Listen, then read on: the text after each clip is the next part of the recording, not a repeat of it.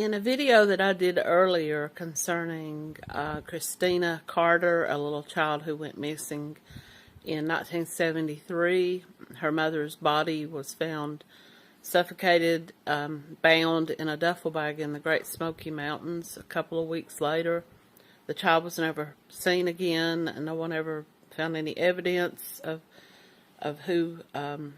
what had happened to this child. And while they did have a suspect, they never convicted or charged anybody with the mother's murder. A young woman came forward years later and said that she believed she might have been Christina.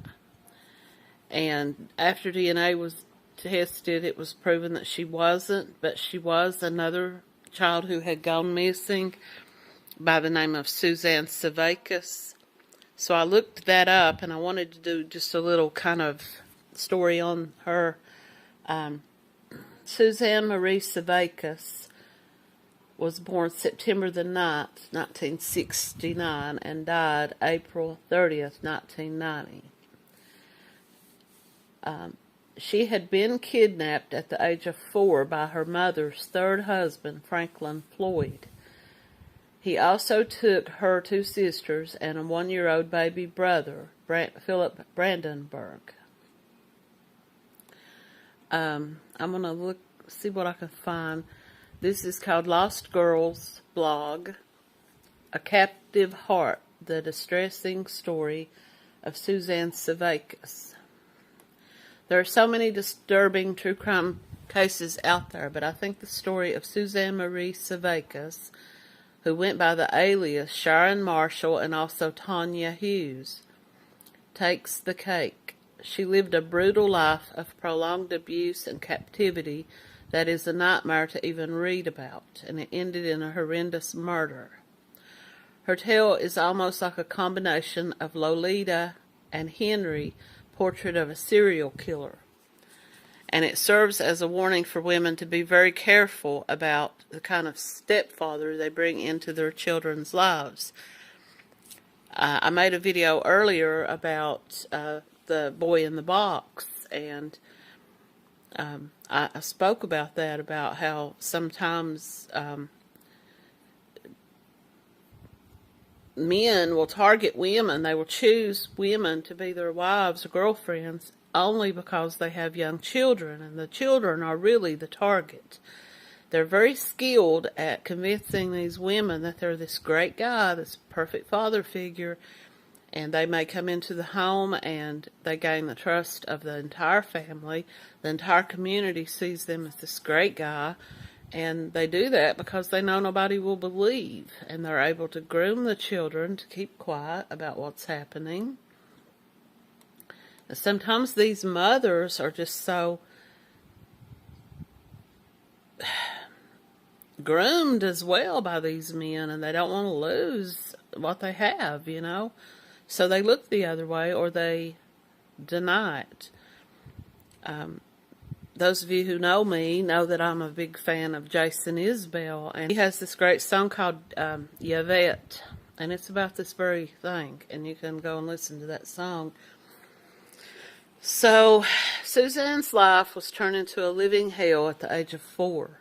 She was kidnapped by a seasoned psychopath, Franklin Delano Floyd. This man was named after the president and was a 30-year-old lifelong criminal with arrests for pedophilia, rape, bank robbery, and assault and battery. And later he would become a murderer. Floyd was able to hide his arrest records from employees and the women he dated, including Suzanne's mom, Sandy, who was smitten by the manipulative sociopath she met at a truck stop in 1974.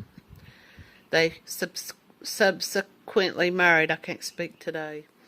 In 1975, Sandy was jailed for passing bad checks at a grocery store while merely trying to buy diapers for her young children.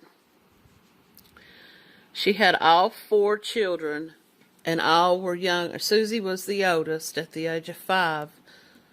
She had 4 children under the age of 5. While she was jailed, I can't speak today, I don't know, while she was jailed, Floyd made off with her children and disappeared. Sandy was heartbroken when she asked police to help her find her missing children, and they told her that Floyd had a right to take them because he was their legal stepfather. This goes back to the case that I talked about earlier about Christina Carter. Her mother went into hiding. It's believed, that's the theory, and according to some of her co-workers, this is what she had been speaking about, was losing custody of her young daughter to her husband, ex-husband, because she had a troubled past and was a young woman who was not earning a lot of money, and sadly women had to deal with a lot of stuff like that. And Sandy managed to find her two middle daughters who were dropped off at a church charity, but she was never able to find her youngest son, Floyd. Her youngest son, Floyd, had murdered the baby, and from then on, Floyd drug young Suzanne from state to state all across America and made up false identities for both of them. Evidence shows he started abusing her at a young age. I'm assuming because the two other girls were a little bit older. Well, no, she was the oldest, so I guess that maybe he just didn't want to be strapped down with these younger kids. He may have abused them as well before he dropped them off at this church. Probably was abusing all the children in the home, but he probably developed some kind of sick, psychopathic pedophilia love for this little girl. There's sickos in this world. Whatever was going on behind the scenes, Suzanne was known as Sharon, and she was well hidden. At school, people knew her to be a very intelligent, beautiful little blonde-headed girl who volunteered for many programs. She had really good grades, and she loved to appear in plays. She talked about wanting to become an aeronautic space engineer after she graduated from high school. Told them that her mother had died from cancer, but in another incident, she told someone that her mother had died in a hit-and-run accident. However, she was strictly controlled by Floyd, who at this point was going by the alias Warren Marshall. At one point, when a babysitter accused Floyd of molestation, he quickly fled the state with Suzanne before he could be investigated. When friends tried to phone Suzanne, Floyd monitored the phone conversations. He was a fugitive since the 1970s and did not want to get caught, especially now that he had kidnapped Suzanne and murdered her brother. Why didn't he take the baby with the other two little girls and drop him off at the church as well? Why did he feel the need to murder a 1-year-old? Because he was a male? Maybe his original plan was just to kill the baby, and why didn't he just leave the baby? I don't know, these sick people. But I hope that he took a... At one point, when a friend came over to Marshall's home for a sleepover, Floyd took them to a sleazy bar and had the teens dress up in revealing garments and makeup. When they returned home, he began mocking. They began mocking the old creepy men who had hit on them in the bar. Floyd entered with a gun and threatened them that if they ever told anyone, he took them to this bar. Suzanne's life would go downhill from here. Floyd did not let her date since he was abusing her, but eventually he allowed her to go out and spend time with other kids to divert suspicion from himself. Suzanne ended up pregnant in the last year of high school with a boyfriend's baby, who she named Michael. Despite this, Suzanne graduated with a full scholarship for engineering at Georgia Tech. but Floyd would not allow her to leave him to obtain her degree. Her dreams of working for NASA were dashed. She tried to run away with a boyfriend in 1986, but Floyd found them and took her back home by force. After this, Suzanne was pressured into becoming a stripper by the lazy, unemployed Floyd, and he took 100% of her profits. He also made her get breast implants. At this point, his alias was Clarence Hughes, and Suzanne became known as Tonya. In 1989, he forced her to marry him, and he went from pretending she was his daughter to his wife.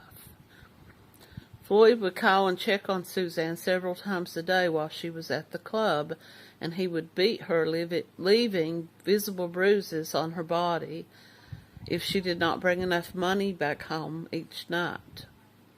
She was deathly afraid of Floyd and told a friend, "If I try to run away, he will kill me." He kept her 2-year-old son as collateral, I guess. She knew her son was there, and if she tried to run away and leave, he would kill the baby, I guess, like he did the little boy. Around this time, Floyd became acquainted with Sharon Comesso, another stripper who worked with Suzanne. He began beating her and pimping her out, and once he beat her in a boat so brutally that she jumped into the river and swam away to escape him. He tortured Cheryl to death in 1989 because she reported him for welfare fraud. He took photos of her murder, and those would later be used as evidence against him. In 1990, Suzanne tried to run away again for the last time. Floyd ran her over with his car on the side of a highway while she was walking home with groceries. He had found out that she was going to leave him for a boyfriend. Suzanne's skull was contused and bruised, and she died a few days after the hit and run. When Floyd was told that she was dying, he was indifferent, and he did not come to see her at the hospital. She died alone.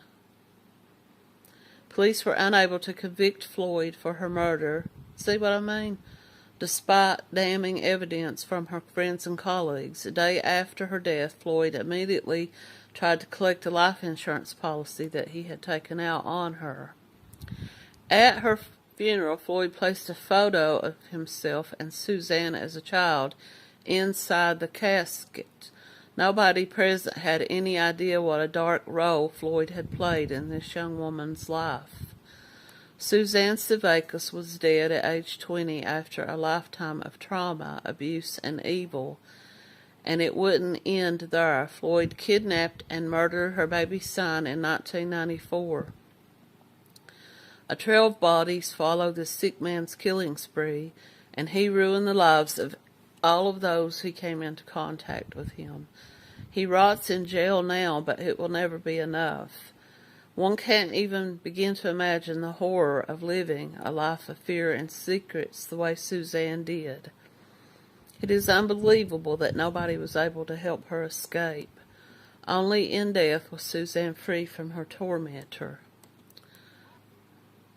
I mean, people would blame the mother and say this mother shouldn't have taken up with this man, but like I say, these people, and it's not always just men, but these men mostly, they meet these women and they come across, and these women may be going through like having just divorced. This one was a young woman in the 1970s with 4 little children, babies, and trying to raise them on her own. And here comes along Mr. Perfect, and he, he's helpful. He, maybe brings in an income to help, and they let their guard down. And now he has murdered 2 baby boys. He has murdered this girl. He murdered this other woman. So he had murdered 4 people related to this. He murdered her and her son. the little brother, and this friend of hers. So 4 people related to this story alone. And what did he get? Probably life in prison, where he will live out his life, whatever. It took a while, according to this story, for police to figure out who this girl really was. She was shy. She was just days shy of her 21st birthday. She was struck and hit by a hit-and-run driver in Oklahoma City. She died 5 days later in the hospital, but the investigation into her suspicious death led to a murder and mystery that took decades to unravel. Because she was going by the name of Tonya Hughes, and no one knew who that was. Her husband, the fake husband, Clarence Hughes, now sits on death row in a Florida prison. This story is from 2015. Let's hope that he's croaked by now. The FBI chipped away at this one, said Special Agent Scott Loeb. There were a lot of peculiar twists to this case. She left behind a child, Michael Hughes. Her husband claimed he was Michael's biological father, but shortly after Tonya died, Clarence gave Michael to the Oklahoma State welfare officials and promptly disappeared. He knew the truth would come out, so he fled. The truth, discovered during a hit-and-run investigation, was that Clarence Hughes was actually Franklin Floyd, a fugitive from Georgia, wanted since 1973. Floyd was arrested in Georgia 2 months later and sent back to prison to serve the rest of his sentence. A blood test revealed that he was not Michael's biological father. That fact apparently didn't matter to Floyd because he got out of prison. Now, here it is. He got out of prison in 1993. He was determined to get custody of Michael, and he was granted custody. Kidnapped the 6-year-old child from elementary school.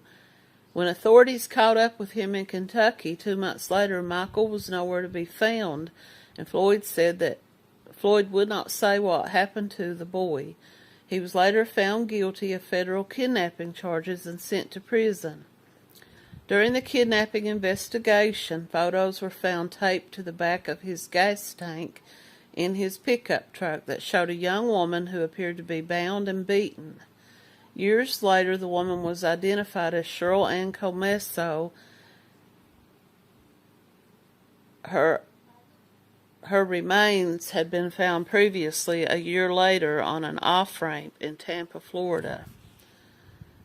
Floyd was charged with her murder in 1989.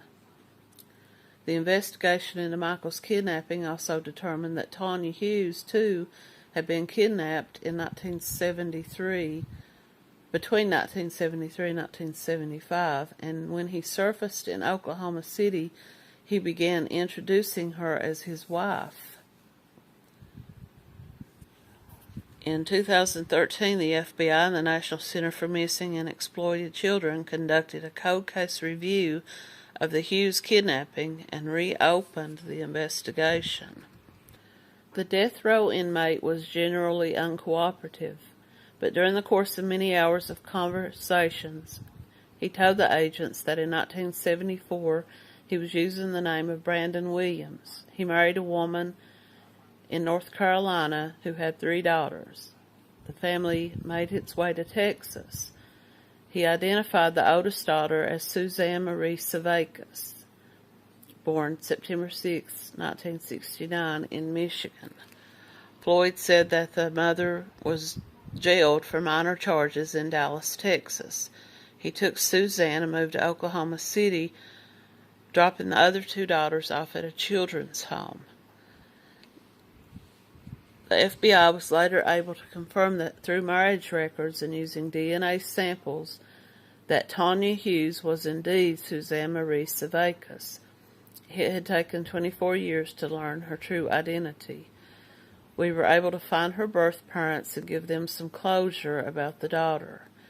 Eventually, Floyd told the investigators what happened to Michael Hughes.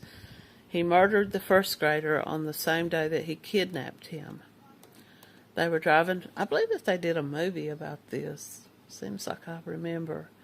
They were driving from Oklahoma City to Dallas, and Michael was being a typical 6-year-old. He was out of control, and Floyd became irate, and he just ran out of patience. He turned and looked at me and said, "I shot him twice in the back of the head to make it real quick." Why did Floyd finally confess? I think he just ran out of excuses, the FBI said, adding that now Floyd is 72 years old and has serious health issues. Good. I hope that whatever he's got I hope he's got crotch rot. I hope he's got hemorrhoids, bleeding, boils of the anus. I know it's not funny, but people like that, they shouldn't be given. On the day of Michael's murder, someone called the police and described a suspicious man with a young boy at an Oklahoma rest stop near the Texas border. I guess he was heading for Mexico. That fit Floyd's story. He told Loeb he had buried the boy on near the last exit on the interstate as you're leaving Oklahoma. With the help of the FBI's response team and anthropologists from the University of Oklahoma, Loeb narrowed down a search area.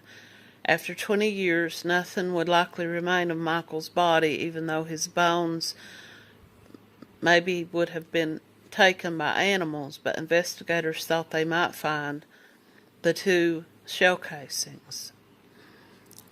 After 2 days of sifting through dirt in a 2,000 square foot area, no evidence was found. In the end, Floyd's confession put to rest a 20-year-old murder case and revealed the true identity of Tonya Hughes. Maybe now that he is nearing the end of his life, he will want to make a full confession. Narcissists and sociopaths like this, they love to talk and they love to tell about their adventures, and like Ted Bundy, for example, representing himself as his own attorney. They think they're above all this. They think they can talk their way out of all this. This young girl, this young woman, she could have been working on the space shuttle, you know. She was that smart, her grades were that good that she got a scholarship to become a aeronautic engineer, and instead she became a stripper and probably a prostitute to make money for this piece of shit. According to this, he's still alive. Franklin Floyd is an American murderer, rapist, and a death row inmate. He was born June 17th, 1943, and there's no death record, or, you know.